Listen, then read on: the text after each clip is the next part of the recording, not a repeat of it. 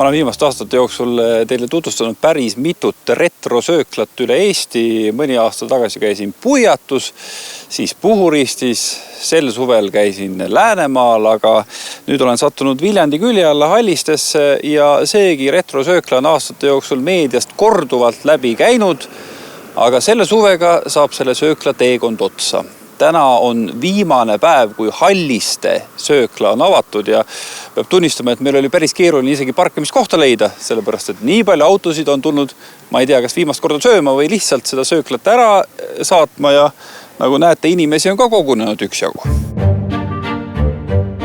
Käimas on tõelised hullud päevad, kohal on massid, et armastatud sööklaga hüvasti jätta.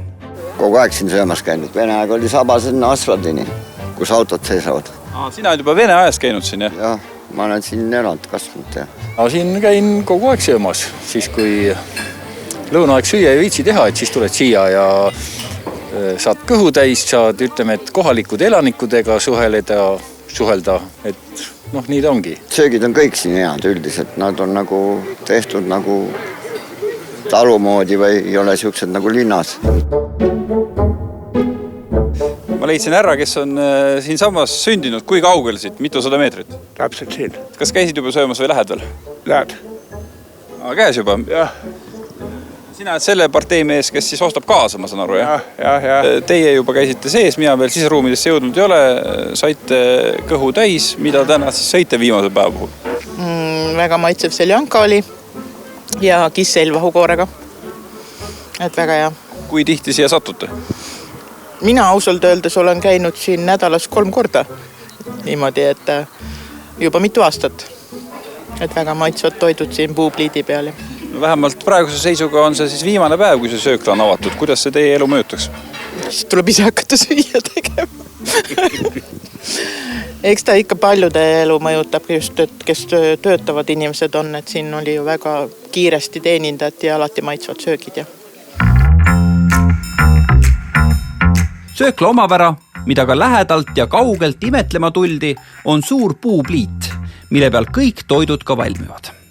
Köögis oli juba kosta sellised nüüd, et söök on otsa saanud. Ma ei tea, kas asi nii hull on või liialdatakse või lihtsalt mõni artikkel on otsa saanud, aga näete, saba on nüüd küll otsa saanud. Mis siis see kõige parem asi on, mis Halliste sööklas aastate jooksul on pakutud teie arvates? Ma ei oska, magustoitu näiteks on ju, supid, praed, kõik on olemas ju. Mis sa veel tahad ja siukse hinnaga ei saa ju kuskilt ka mõelda. Mis see hind on siis? Mis ta on siin 3-4 euro juures või isegi alla? Ma märkasin tegelikult, et enne kui te hakkasid oma lõunat sööma, siis mingisuguse portsu te panite ka kotti ilusasti karbiga. Et kuidas siis see asi on, et kas enda jaoks või viite veel kellelegi toitu? Ei, tois enda jaoks. Et hiljem nautida seda. Ühesõnaga tulete siia lõuna ajal ja siis kohe ikka mitmeks toidukorraks, jah? Jah, täpselt nii. Mis te täna võtsite? Snitsli ja siis kisselli vahukoorega. Mis siis koju kaasa sai võetud? Täpselt samad asjad. Ja supp ka.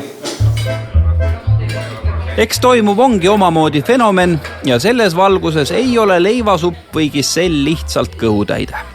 Tuttavad maitsed pakuvad turvatunnet ja eks see ongi tänapäeva heitlikus maailmas suur väärtus.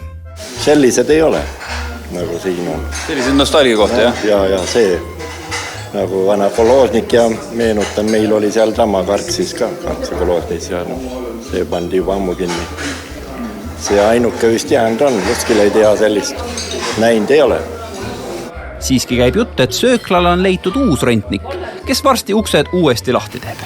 Kuidas see asi siis nii kaugele on jõudnud, et hetkel tuleb see söökla tegevus siin lõpetada või kui keeruline see teie jaoks on olnud?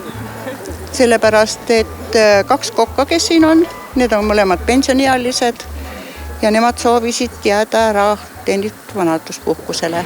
Siis töö on raske lihtsalt? Töö on raske. Ma kujutate ise ette. Hoomiku kell 4 tuled siia? Tuled siia, paned pliidi alla tule, tood puid, valmistad toidud ette, mis teha ei olla. Ja kella 11 on juba järjekord uksed, aga kuigi sildi peal on, et tavame kell 12. Teemalt kuulsin, et teie käest küsite, et kas see uus rentnik pakub samasugust menüüd või midagi teistsugust. On teil mingit juttu olnud? Kinnitanud.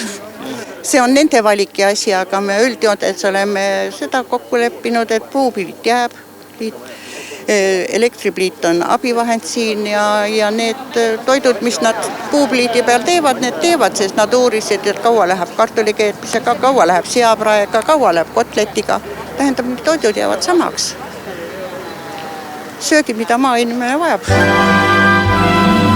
Mina jään oma šnitslist ja kisselli portsust siiski ilma, sest pannid ja pajad on tühjad. Kuid loodame, et kohalikel on põhjust siia siiski tagasi tulla ja uued kokad hoiavad suurel puupliidil ka edaspidi tule all.